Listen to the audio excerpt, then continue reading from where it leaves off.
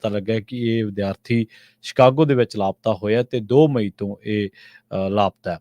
Chicago ਸਥਿਤ ਜਿਹੜਾ councillor general ਆ ਉਹਨੇ ਜਾਣਕਾਰੀ ਦਿੱਤੀ ਹੈ ਤੇ ਭਾਰਤੀ ਵਿਦਿਆਰਥੀਆਂ ਦੇ ਨਾਲ ਜੁੜੇ ਇਸ ਮਾਮਲੇ ਨੇ ਅਮਰੀਕਾ ਦੇ ਵਿੱਚ ਭਾਰਤੀ ਵਿਦਿਆਰਥੀਆਂ ਦੀ ਸੁਰੱਖਿਆ ਨੂੰ ਲੈ ਕੇ ਚਿੰਤਾਵਾਂ ਵਧਾ ਦਿੱਤੀਆਂ ਨੇ। ਇਸ ਤੋਂ ਪਹਿਲਾਂ ਵੀ ਭਾਰਤੀ ਨਾਗਰਿਕਾਂ ਤੇ ਹਮਲਿਆਂ ਦੀਆਂ ਕਈ ਦਿਲ ਦਹਿਲਾ ਦੇਣ ਵਾਲੀਆਂ ਘਟਨਾਵਾਂ ਸਾਹਮਣੇ ਆ ਚੁੱਕੀਆਂ ਨੇ। ਸ਼ਿਕਾਗੋ ਪੁਲਿਸ ਨੇ ਆਪਣੇ ਇੱਕ ਬਿਆਨ ਦੇ ਵਿੱਚ ਕਿਹਾ ਕਿ ਰੁਪੇਸ਼ ਚੰਦਰ ਚਿੰਤਾਕਿੰਡੀ ਜਿਹੜਾ ਕਿ 26 ਸਾਲ ਦਾ ਸੀ, ਉਹ ਐਨ ਸ਼ੈਰੀਡਨ ਰੋਡ ਦੇ 4300 ਬਲਾਕ ਤੋਂ ਲਾਪਤਾ ਹੋਇਆ ਸੀ।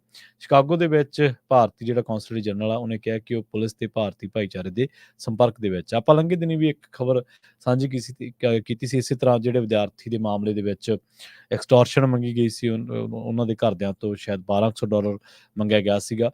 ਪਰ ਇਹ ਜਿਹੜਾ ਭਾਰਤੀ ਵਿਦਿਆਰਥੀਆਂ ਦੇ ਲਾਪਤਾ ਹੋਣ ਦਾ ਮਾਮਲਾ ਜਾਂ ਲੰਘੇ ਸਾਲ ਦੇ ਵਿੱਚ ਆਪਾਂ ਹੁਣ ਮਈ ਦੇ ਵਿੱਚ ਆ ਚੁੱਕੇ ਹਾਂ, ਇਸ ਮਹੀਨੇ ਤੱਕ ਆਉਣ ਤੱਕ ਹੁਣ ਤੱਕ ਦਰਜਨ ਦੇ ਕਰੀਬ 12 ਵਿਦਿਆਰਥੀ ਜਿਹੜੇ ਨੇ ਭਾਰਤੀ ਵਿਦਿਆਰਥੀ ਉਹ ਵੱਖ-ਵੱਖ ਹਾਦਸਿਆਂ ਦਾ ਸ਼ਿਕਾਰ ਹੋ ਚੁੱਕੇ ਨੇ।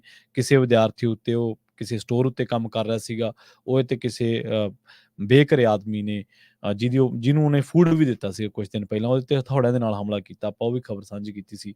ਉਸ ਤੋਂ ਬਾਅਦ ਐਕਸਟੋਰਸ਼ਨ ਵਾਲਾ ਮਾਮਲਾ, ਇਸ ਤਰ੍ਹਾਂ ਕਈ ਮਾਮਲੇ ਉਸ ਤੋਂ ਪਹਿਲਾਂ ਦੇ ਨੇ ਜਿਨ੍ਹਾਂ ਦੇ ਵਿੱਚ ਭਾਰਤੀ ਵਿਦਿਆਰਥੀਆਂ ਨੂੰ ਕਿਤੇ ਹਮਲੇ ਦਾ ਸ਼ਿਕਾਰ ਹੋਣਾ ਪਿਆ, ਕਿਤੇ ਉਹਨਾਂ ਦੇ ਨਾਲ ਸੜਕ ਹਾਦਸਾ ਵਾਪਰ ਗਿਆ। ਸੋ ਬੜੀਆਂ ਮੰਦਭਾਗੀ ਘਟਨਾਵਾਂ ਜਿਹੜੀਆਂ ਨੇ ਉਹ ਵਾਪਰ ਰਹੀਆਂ ਨੇ ਤੇ ਹੁਣ ਇਹ ਜਿਹੜਾ ਤਕਰੀਬਨ 13ਵਾਂ ਜਾਂ 14ਵਾਂ ਮਾਮਲਾ ਹੈ ਸ਼ਿਕਾਗੋ ਦੇ ਵਿੱਚ ਜਿਹੜਾ 2 ਮਈ ਤੋਂ ਭਾਰਤੀ ਵਿਦਿਆਰਥੀ ਲਾਪਤਾ ਹੈ।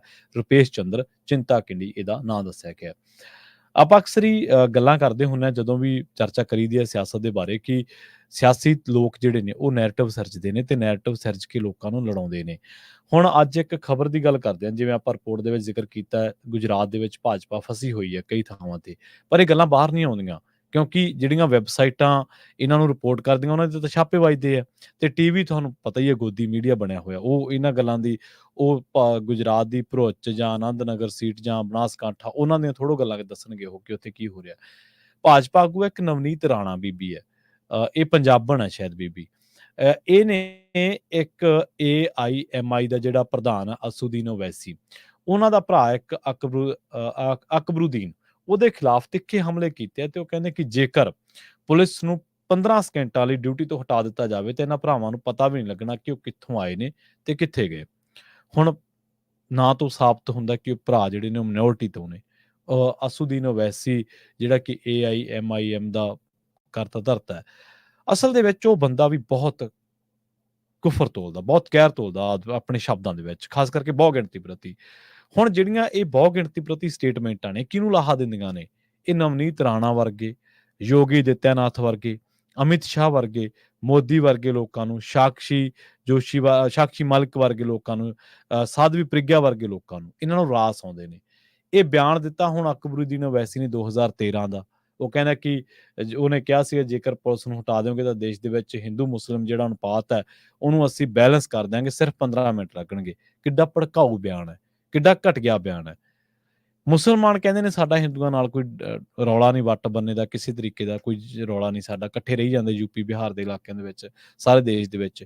ਹਿੰਦੂ ਕਹਿੰਦੇ ਸਾਡਾ ਕੋਈ ਰੌਲਾ ਨਹੀਂ, ਪਰ ਉਹ ਕਿਹੜੇ ਲੋਕ ਨੇ ਜਿਹੜੇ ਤਿਉਹਾਰਾਂ ਦੇ ਮੌਕੇ ਆਉਂਦੇ ਆ, ਸ਼ੋਭਾ ਯਾਤਰਾਵਾਂ ਕੱਢਦੇ, ਝਾਕੀਆਂ ਕੱਢਦੇ ਆ ਤੇ ਉਸ ਤੋਂ ਬਾਅਦ ਫਸਾਦ ਹੋ ਜਾਂਦਾ। ਕਦੇ ਆਪਾਂ ਇਸ ਗੱਲ ਦੇ ਵੱਲ ਗੌਲੇ ਆ ਕਿ 9 ਦੇ ਵਿੱਚ ਕੀ ਵਾਪਰਿਆ ਸੀ? ਮੋਨੂ ਮਾਨੇਸਰ ਵਰਗੇ ਲੋਕ ਜਿਹੜੇ ਰਿਕਾਰਡ ਦੇ ਵਿੱਚ ਭਗੌੜੇ ਨੇ ਤੇ ਬਾਹਰ ਭੀੜਾਂ ਨੂੰ ਉਤਸ਼ਾਹਿਤ ਕਰ ਰਹੇ ਨੇ, ਭੀੜਾਂ ਦੀ ਅਗਵਾਈ ਕਰ ਰਹੇ ਨੇ। ਸੋ ਕਦੇ ਨਵਨੀਤ ਰਾਣਾ ਹੁਣ 2013 ਦੇ ਬਿਆਨ ਨੂੰ ਚੱਕ ਲਈਏ ਬੀਬੀ, ਦੇਖੋ ਤੁਸੀਂ ਇਦੋਂ ਘਟੀਆ ਰਾਜਨੀਤੀ ਕੀ ਹੋਊਗੀ ਕਿ ਤੁਹਾਡੇ ਕੋਲੇ ਕਹਿਣ ਨੂੰ ਕੁਛ ਨਹੀਂ, 11 ਸਾਲਾਂ ਬਾਅਦ ਤੁਸੀਂ ਇੱਕ ਬਿਆਨ ਤੇ ਟਿੱਪਣੀ ਕਰ ਰਹੇ ਹੋ, 11 ਸਾਲਾਂ ਬਾਅਦ ਤੁਸੀਂ ਇੱਕ ਬਿਆਨ ਤੇ ਆਪਣੀ ਪ੍ਰਤੀਕਿਰਿਆ ਦੇ ਰਹੇ ਹੋ ਤੇ ਉਹਦੇ ਵਿੱਚ ਵੀ ਮਿਨੋਰਟੀ ਨੂੰ ਨਿਸ਼ਾਨਾ ਬਣਾ ਰਹੇ ਹੋ। ਪਰ ਇਹਨਾਂ ਗੱਲਾਂ ਨੂੰ ਕਰਨ ਵਾਲੇ ਅਦਾਰੇ ਕੁਛ ਹੀ ਬਚੇ ਨੇ, ਥੋੜੇ ਜਿਹੇ ਬਚੇ ਨੇ। ਉਹਨਾਂ ਦੇ ਵਿੱਚੋਂ ਇੱਕ ਅਦਾਰਾ ਤੁਹਾਡਾ ਆਪਣਾ ਪੰਜਾਬੀ ਰੇਡੀਓ USA ਹੈ, ਜਿਹਦੇ ਉੱਤੇ ਅਸੀਂ ਹਮੇਸ਼ਾ ਵੱਖ-ਵੱਖ ਸਮਿਆਂ ਤੇ ਭਾਰਤ ਦੀ ਜਿਹੜੀ ਰਾਜਨੀਤੀ ਹੈ ਉਹਨੂੰ ਐਕਸਪੋਜ਼ ਕਰਦੇ ਹਾਂ, ਰਿਪੋਰਟਾਂ ਦੇ ਜ਼ਰੀਏ, ਖਬਰਾਂ ਦੇ ਜ਼ਰੀਏ, ਹੋਰ ਤਰ੍ਹਾਂ ਦੇ ਜ਼ਰੀਏ। ਜਿਸ ਤਰੀਕੇ ਦੀ ਰਾਜਨੀਤੀ ਉੱਥੇ ਹੋ ਰਹੀ ਹੈ, ਇਹ ਨਹੀਂ ਇਕੱਲੀ ਭਾਜਪਾ ਦੀ, ਜਿੰਨੀਆਂ ਵੀ ਹੁਣ ਤੱਕ ਸਰਕਾਰਾਂ, ਜਿੰਨੀਆਂ ਵੀ ਪਾਰਟੀਆਂ, ਜਿਨ੍ਹਾਂ ਦੀਆਂ ਮਿਨੋਰਟੀਜ਼ ਨੂੰ ਲੈ ਕੇ ਜੋ ਅਪਰੋਚ ਰਹੀ ਹੈ, ਉਹਨਾਂ ਦੇ ਸਾਰਿਆਂ ਦੇ ਉੱਤੇ ਆਪਾਂ ਇਸ ਤਰ੍ਹਾਂ ਦੀਆਂ ਗੱਲਾਂ ਬਾਤਾਂ ਕਰਦੇ ਰਹਿੰਦੇ ਹਾਂ। ਪ੍ਰੋਗਰਾਮ ਖਬਰ ਤੇ ਨਜ਼ਰ ਨੂੰ ਆਪਾਂ ਇੱਥੇ ਹੀ ਸਮਾਪਤ ਕਰਾਂਗੇ। ਪੰਜਾਬੀ ਰੇਡੀਓ ਅਸੀਂ ਦੀ ਅਗਲੀ ਪੇਸ਼ਕਸ਼ program update America update America program ਦੇ ਵਿੱਚ ਅੱਜ ਵਾਰੀ ਹੈ ਅਪਡੇਟ ਟਰੱਕਿੰਗ ਸੈਗਮੈਂਟ ਦੀ। ਅੱਜ ਵੀਰਵਾਰ ਹੈ। ਅਪਡੇਟ ਟਰੱਕਿੰਗ ਸੈਗਮੈਂਟ ਦੇ ਵਿੱਚ ਆਪਣੇ ਨਾਲ ਵਿਸ਼ੇਸ਼ ਤੌਰ ਤੇ ਜੁੜਦੇ ਨੇ ਰਮਨ ਢਿੱਲੋਂ ਜੀ। ਸਟੂਡੀਓ ਦੇ ਵਿੱਚ ਤੁਸੀਂ ਵੀ ਜੁੜ ਸਕਦੇ ਹੋ। ਕੋਸ਼ਿਸ਼ ਕਰਿਓ ਕਿ ਪ੍ਰੋਗਰਾਮ ਦੇ ਪਹਿਲੇ ਹਿੱਸੇ ਦੇ ਵਿੱਚ ਆਪਣੀ ਰਾਏ, ਆਪਣੀ ਟਿੱਪਣੀ, ਆਪਣਾ ਸਵਾਲ ਕੀਤਾ ਜਾਵੇ। ਸਵਾਲ ਕਰਨ ਦੇ ਲਈ, ਰਾਏ ਰੱਖਣ ਦੇ ਲਈ ਸਟੂਡੀਓ ਦਾ ਨੰਬਰ ਉਹੀ ਹੈ 468 272 5200। ਬਹੁਤ ਬਹੁਤ ਧੰਨਵਾਦ। ਸਤਿ ਸ਼੍ਰੀ ਅਕਾਲ।